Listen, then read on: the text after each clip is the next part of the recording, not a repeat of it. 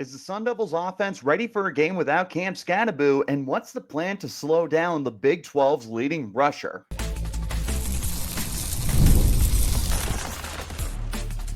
You are Locked On Sun Devils, your daily podcast on the Arizona State Sun Devils. Part of the Locked On Podcast Network, your team every day.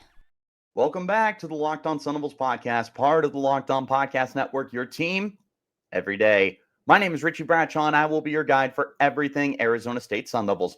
A special shout out to my everydayers who are here every day, and thanks to all of you for making us your first listen of the day. Don't forget to hit like, subscribe, and turn on notifications wherever you're getting your shows. Stay in touch by following me on Twitter at RichieBrats36 and the podcast at LO_Sun Devils. Today's episode, of course, is sponsored to you by our friends over at FanDuel. New customers place a $5 bet. You'll get started with $150 in bonus bets if that $5 bet wins. Visit FanDuel.com to get started. Ladies and gentlemen, it's game day, and we got a very low-key, exciting, and important game against UCF. Now, UCF is up and down this year. They haven't been an elite team, but they've been a team that can certainly surprise their opponents. Way back in week 3, their first their first Big 12 game, that's what it's called. They stunned TCU, a massive comeback, and then they dropped 5 straight games.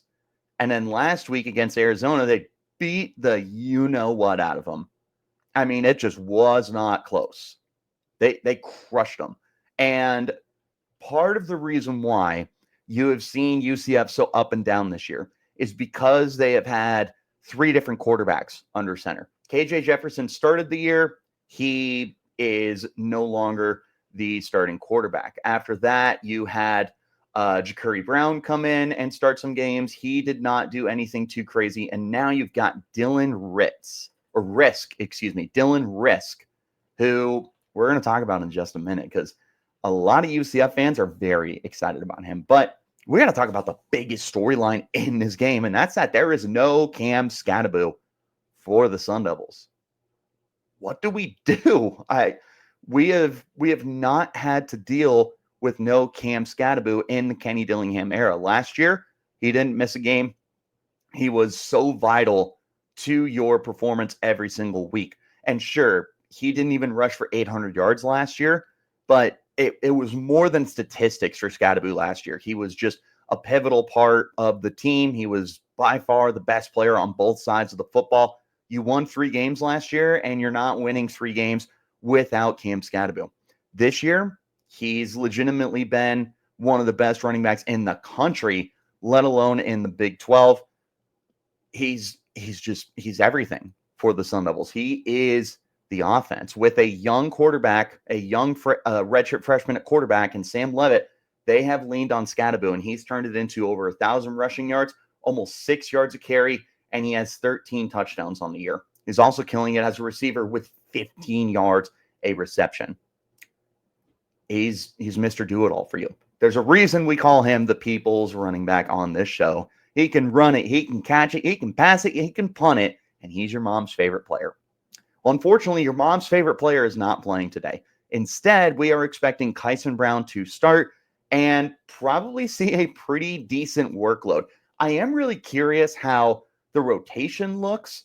DeCarlos Brooks should be available. I have no idea if we're going to see Alton McCaskill or if we're going to see Jason Brown, neither of whom we've really seen any of this year. We have not seen Jason Brown since week 1. I think we've seen McCaskill twice this year.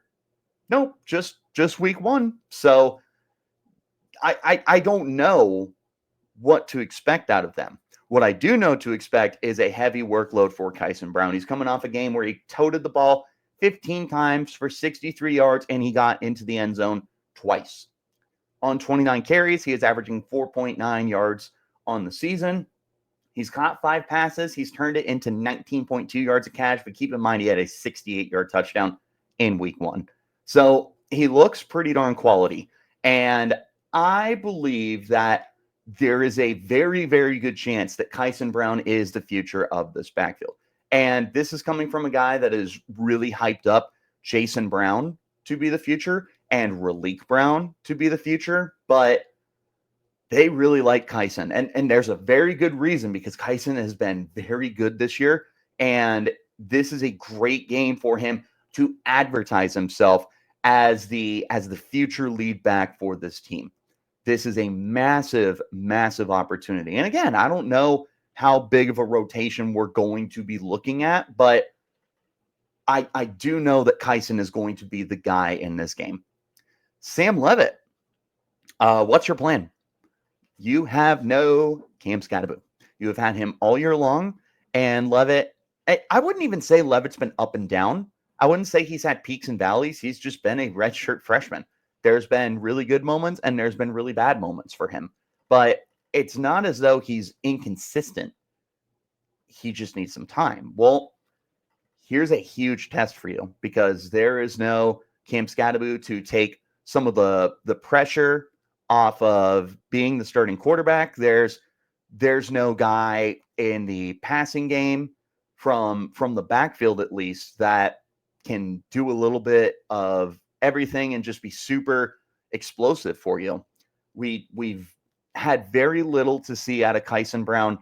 DeCarlos Brooks is not really a factor in the passing game. Raleek Brown is, but he's out for the year. How much are we going to see Leavitt use the running backs? And I mean, for that matter, how much is Marcus Arroyo, the offensive coordinator, going to use the running backs in this game? Very important questions that ASU needs to find a way to figure out, because this could very well determine the game. Is Sam Leavitt going to be able to step up without Skattebo, or is this going to be one of the worst games he has on the year? Defensively, let me introduce you to RJ Harvey. Harvey is the leading rusher in the Big 12 by almost 200 yards. He has just over 1,200 yards this year. 7 yards per carry, by the way, 16 rushing touchdowns. He is more than likely first team all-conference. I'm not sure if anyone has a better claim to first team all-conference besides probably Skattebo. Taj Brooks will be in that conversation. It's basically between those three. Those are the three best backs in the conference. I think it's a pretty big drop-off after them. And keep in mind, this is a conference with a lot of good running backs. There's Devin Neal. There's Corey Kiner. You still have, well, I was going to say you still have Devin Neal. Micah Bernard at Utah. There's a lot of good running backs, and RJ Harvey is just way better than all of them. He's a weapon in the passing game too. 13 catches, 219 yards, 2 touchdowns, including a 75-yard long. This kid's a beast, and he is a small guy, a little spark plug for them at 5'9", 208. He's going to be the focal point of this offense, especially with a young quarterback. And that's who I want to wrap up this part of the podcast with before we go into our first break, and that is freshman sensation Dylan Rizk. Now, Rizk has appeared in 3 games this year for UCF, and it's he appeared in week 1 against Sam Houston, or it might have been week 2. I'm not sure, but it was a blowout. It was 45-14. He comes out. He has 1 carry for 3 yards and one pass that was completed for a whopping 0 yards. Didn't see much of him. 2 weeks ago, in a loss to BYU, he came off the bench, 6 of 10, 102 yards, 1 touchdown, 0 interceptions, 4 carries, 31 yards. Last week against Arizona was his first career start, and wow, what a way to introduce yourself. 20 of 25, 294 yards, 3 touchdowns, including a 48-yard long, 9 carries, 55 yards. He's 6'2", 205. They love him in Orlando, and they have a very interesting nickname for him. They call him Baby Manziel, or something along those lines. When I talked to Mike G on Thursday in the crossover episode, he had mentioned the nickname. If you haven't checked out that episode, definitely check it out and make sure that you are completely ready for today's game. They like Rizk, and Rizk is a very interesting player. He barely played a year ago. He only has one start this year. What's the plan, Brian Ward? How are you going to attack a very green quarterback? This guy has almost no experience at UCF. And sure, he's super exciting and he's a big-time playmaker, both with his legs and his arm. And he's got some weapons to be able to distribute the ball out to. Obviously, you've got RJ Harvey, but they've got, is it Kobe Hudson as their number one receiver. They've got guys in the passing game for him to be able to use, but the run game is just phenomenal. And RJ Harvey is really all that he needs. So what's the plan for a very green quarterback? What's Brian Ward going to be able to dial up? We have not seen the pass rush do much over the last month of the season for ASU. Are they going to dial up a ton of pressure? Are they going to be able to get home? Is the secondary going to be able to force some turnovers? They've played good. Javen Robinson has played good as of late. Keith Abney is great. They have really good safety play. This is a really interesting game for the defense. And it's not like the toughest game they've gone up against, but there's a chance for them to dominate or there's a chance for them to get embarrassed. Coming up next on the show, we're going to go ahead and switch over to players that you need to watch. 2 on offense, 2 on defense. Coming up next, this is the Locked On Sun Devils podcast, part of the Locked On Podcast Network, your team every day. Let me talk to you about our friends over at LinkedIn. When you're hiring for your small business, you want quality professionals that are right for the role, and that's why you need to check out LinkedIn Jobs. LinkedIn Jobs has the tools to help find the right professionals for your team faster and for free. LinkedIn isn't just another job board because LinkedIn helps you hire professionals you can't find anywhere else, even if those people are not actively searching for a new job, but they may be open to the perfect role. In a given month, over 70% of LinkedIn users do not visit other job leading sites. So if you're not on LinkedIn, you're in the wrong place. You're not looking in the right place. On LinkedIn, 86% of small businesses will get a qualified candidate within 24 hours. Hire professionals like a professional on LinkedIn. LinkedIn knows that small businesses are wearing a ton of hats and may not have the time or resources to hire, which is why LinkedIn is constantly finding new ways to make that process easier and even launched a feature that helps write job descriptions to make the process easier and quicker. 2.5 million small businesses use LinkedIn for hiring. Post your job for free at linkedin.com/lockedoncollege. That's linkedin.com/lockedoncollege. Post your job for free. Terms and conditions apply. I also want to talk to you about our friends over at Home Field.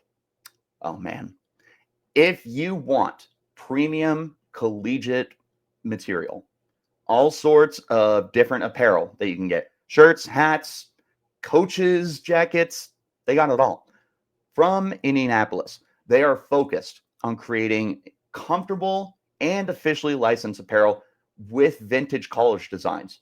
And they cover over 180 schools and counting. So you don't have to be an ASU fan to check this out. UCF fans, if you're listening, pretty sure they have you. They have just about everyone. There's something for everyone there. It's products made by the college football fan for the college football fan. My personal favorite item that you can get from them is their football boxes. In that football box, you're going to get 3 never-before-seen items from your school that simply aren't available anywhere else. Home Field also has items that are fit for any occasion and any weather conditions. So whether it's 110 degrees outside or if it dips into the 30s, you're always going to have high-quality merchandise to stay supportive of your school. You can shop for your team on homefieldapparel.com using my personal promo code ASU24 and get 15% off your first purchase. The code is good to be used store-wide, not just for Arizona State. Go to homefieldapparel.com today. Get the best licensed apparel out there and use my promo code ASU24 and get 15% off your first order. Wherever you're getting your shows, like, subscribe, turn on notifications, and you will get an update whenever we post new content. I appreciate each and every single one of you for tuning in and making the Locked On Sun Devils your first listen of the day. Of course, a special shout out to my everydayers who are here every day. All right, let's go ahead and talk about some players that you need to watch. 2 on offense, 2 on defense. We're talking about the obvious ones on offense. Like, we're not going to reinvent the wheel here. First of all, as always, you guys want me to talk about Sam Leavitt every week, so he is the exception to the 2 guys that we are going to talk about. So Sam Leavitt, redshirt freshman quarterback, he's really looked good the past couple of games that he has played, and he just he dominated Oklahoma State this past weekend on the road in rainy weather conditions.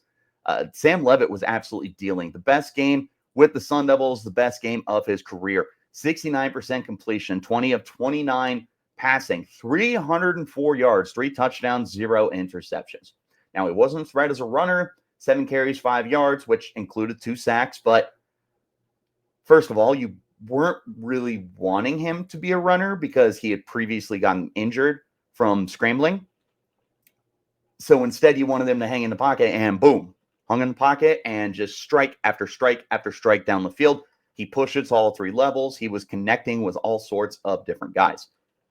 What's he going to do this week? There's no Cam Skattebo to take that load off of you. So we talked about it a little bit earlier. This is big time pressure for Sam Leavitt. Another guy we talked about earlier, so I'm not going to waste too much time here, is Kyson Brown. How does Kyson look as the starter? Regardless of how many guys they end up rotating in, whether it's 4 different guys or 5 different guys, or even if they get Jeff Sims on the field for running opportunities, how are you going to look? There's going to be a lot on Kyson Brown's plate in this game. Going to be exciting to see because there's an opportunity for him to advertise himself as running back 1 for the 2025 season and potentially beyond that. Shimon Mateer is the other player that I want to mention. If you listen to Locked On Sun Devils, you know that I am a very big Shimon Mateer fan, and I have been manifesting a breakout for him all season. He got it last week, 5 catches, 53 yards, including a 29-yard long. I want to say he had 6 targets. Very efficient. He was a massive part of the offense. They were getting him the ball beyond the field, behind the line of scrimmage. They just wanted to put the ball in his hands and see him do some work with it. He's good, man. He's an athlete. He's found his way into the end zone twice this year. He's had 4 catches of at least 20 receiving yards this year. He's big time. He's a beast. Well, again, to feed a fed horse, there's no Cam Skattebo. Who is this offense going to be gonna revolve around? Maybe it is Kyson Brown. Of course, Jordan Tyson is going to be the workhorse in the passing game. Dude, it feels like he gets like 30 targets a game at this point. But who's the number 2? That might be Shimon Mateer. And that would, in my eyes, that would be a good thing to get Mateer involved. As big and talented as he is. And the ability after the catch is another thing that I really appreciate with him. Shimon Mateer definitely on my list. Flipping to the defensive side of the ball, let's start with the entire defensive line. It's not one player, I know, kind of cheating, but here's the thing. ASU, they have just not dialed up pressure. They just can't. They're not getting home. They're unable to finish plays. They have 15 sacks as a team, and they killed it in the first 3 games of the season. Since Pac-12 play has started, they have just slumped. They're not good. I mean, Clayton Smith had 4 sacks over the first month of the year. That's it. We haven't seen him get into the backfield since. And they're still doing good things. Clayton Smith is still a good edge defender. Elijah O'Neal is still a good edge defender. Prince Dorbah has looked good since he has come back to the team off of injury. But at the end of the day, you still need these guys to be able to get sacks. Pressures are great. I can argue pressures at times can be more important than sacks because you're forcing quarterbacks into bad opportunities, but you still got to be able to bring them down. And they have not been able to accomplish that this year. You're going up against a redshirt freshman quarterback who his it's going to be pivotal, honestly, to find a way to get home to him. UCF has allowed 20 sacks this year, so they're not the best offensive line. They're okay. It's solid. They're averaging about 2 sacks given up a game. Keep in mind, though, 13 of those came from KJ Jefferson over the first month or so of the season. The quarterbacks that have come out since have not seen that many sacks. Are you able to get home? That's going to be a big thing. Last player I want to talk about before we hop over into the final segment of this podcast. Everyone's favorite, or at least he should be your favorite, Caleb McCullough. McCullough, what a great story he's been. We've talked about him on this podcast before. This is a player that has sat through highs and lows with the program. He's been here as far back as 2020 during the COVID season. He's been here for consecutive 3-loss seasons. Now he's on a team that is already bowling at 6-2 and has a chance to really make a good run for the rest of the year, win some games, maybe pull off some upsets, and go to a good bowl game. He deserves it. He's been through the ringer, and Kenny Dillingham has flat out admitted, like, yeah, I have fought to keep him in Tempe. I don't want him to leave. He's someone that I find to be really important to this program's success. And we saw that against Utah when Keyshawn Elliott was knocked out of the game in the first half because of a terrible targeting penalty that occurred against Kansas the week prior. McCullough was linebacker 1, and he dominated. The whole game, he ended up with 12 tackles, 6 solos, 6 assisted, 2 interceptions, including the game sealer. Well, this weekend, you are not going to have Keyshawn Elliott. He is out with an injury. Last week, he had 9 tackles, 5 solo, 4 assisted. You're going to be needing McCullough in this game. ASU desperately needs McCullough to have another big game for you. I'm not saying it's got to be as big as Utah, where he forced 2 turnovers, but he's got to be your leading tackler, I would say, especially with RJ Harvey on that offense. Like, the closer you can stop him to the line of scrimmage is the best for your opportunity to win this game. And the defensive line needs to step up. You need the D tackles to be able to do their thing. You need the edge rushers to set the edge. But inevitably, RJ Harvey is going to get to the next level.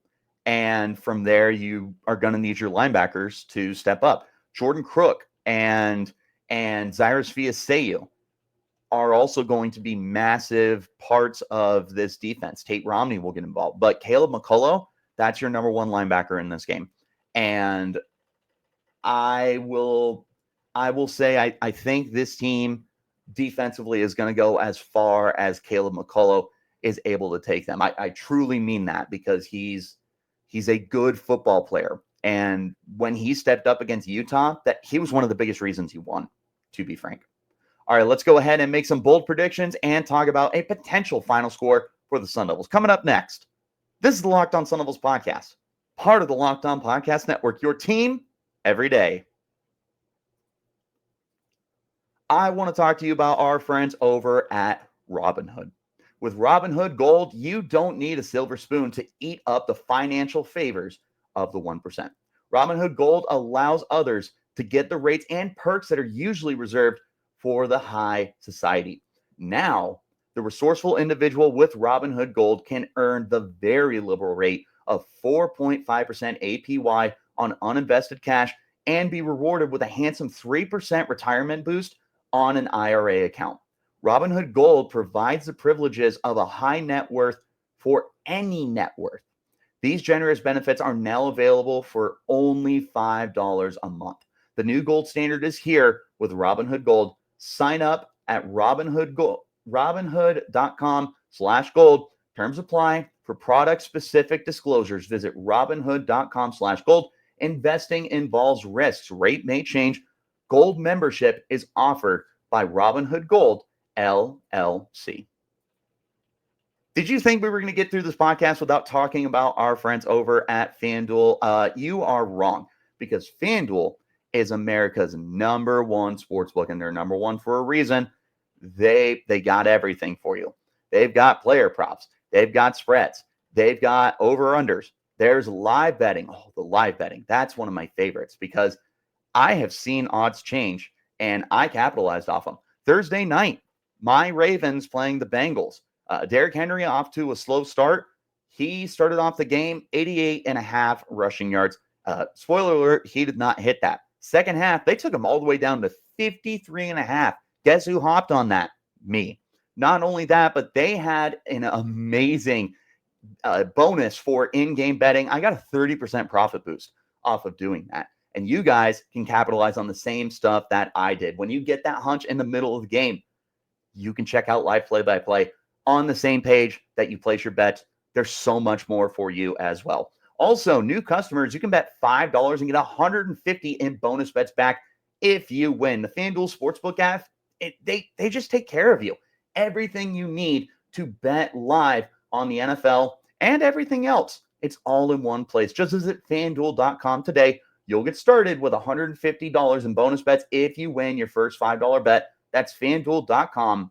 Never waste a hunch. And make every moment more with FanDuel, an official sportsbook partner of the NFL. Wherever you get your podcasts, like, subscribe, turn on those notifications so you get that update whenever we post new content. I appreciate each and every single one of you, but a shout out to my everydayers who are here every day. It's everyone's favorite, bold predictions and a final score. We got 2 bold predictions on offense and 2 bold predictions on defense. Let's start with the offense. Ladies and gentlemen, Kyson Brown is going to go off in this game. We have seen some very good play from Kyson Brown this year. Not only last week when he had a pretty big role for the team, but in the other opportunities that we've seen him on the field, he's looked good. Like, he gets those opportunities and he makes something out of them. He's averaging 4.9 yards per carry on the season. Coming off a 15 carry game, he's going to see 15 carries at least in this game. I think it's going to be more, and I think he's going to turn it into big time results. I got 100 scrimmage yards between rushing and receiving for Kyson, and he's got 2 more touchdowns on his plate. I don't know if it's 2 rushing. I don't know if it's 2 receiving. I don't know if it's 1 or 1. It doesn't matter. Kyson Brown going to have a big game for the Sun Devils. I also think that Sam Leavitt's going to have a big game. Bold prediction number 2. I'm going to say Sam Leavitt builds off of last week's performance. Now, last week was beyond terrific. It's one of the best quarterback performances ASU has seen in the last several years. It was perfect.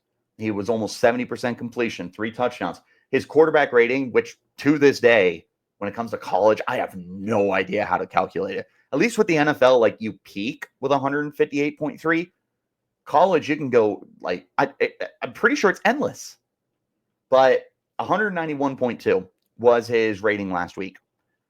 I think he's going to find a way to be in that ballpark. I don't know how to calculate it. I'll guess at least 160 or higher, but I got 250 passing yards, 70% completion, 1 touchdown in this game because I think that Kyson's going to do the heavy lifting. No turnovers. Clean game from Sam Leavitt. Builds off of last week. Very efficient. Able to distribute the ball everywhere. The touch on the passes is going to look better. And we'll see what he does as a runner. I'm not expecting much, but, maybe he's more comfortable. Maybe without Cam Skattebo, they need Sam Leavitt to run, who is a dual threat, by the way. Flipping to the defense, you're not going to like this bold prediction, but RJ Harvey is going over 100 yards in this game. He's also scoring 2 touchdowns. As much as I love this Sun Devils defense, and as stout as they've been versus a run, they have not been good against the elite running backs of the Big 12. Taj Brooks, over 100 yards. Devin Neal, 100 scrimmage yards. Micah Bernard, 100 rushing yards. Corey Kiner, 100 rushing yards. When ASU has faced the best running backs in the conference, they just get beat up. And it's understandable. I mean, it's not like they're playing nobodies. These are potentially next-level players. I'm not going to tell you they all are because the NFL is so difficult to predict, but they've got an opportunity, in my opinion. And that's why I think RJ Harvey is going to have a big day. 100 rushing yards, 2 touchdowns. He's going to have to be the offense for UCF because, last bold prediction, ASU is going to bully Dylan Rizk in this game. It's only his second start, and Arizona's defense, they're not very good. ASU's defense, they are very good. One of the best defenses in the Big 12. I do not know how many sacks they'll get. I will say that they're going to get to him, I'll say twice. I'll say 2 sacks in this game, hopefully more.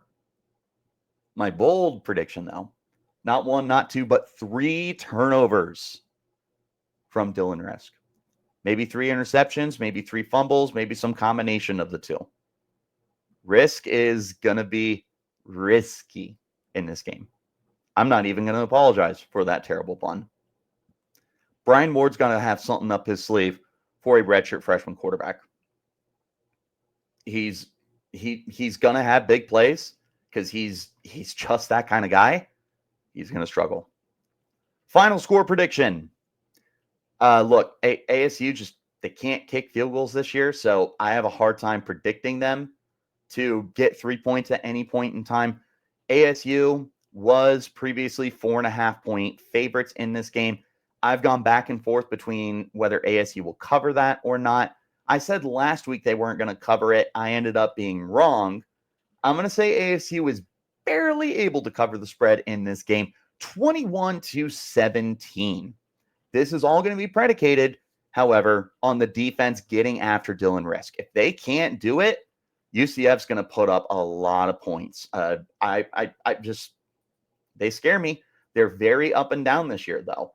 They have no issues on offense most of the time.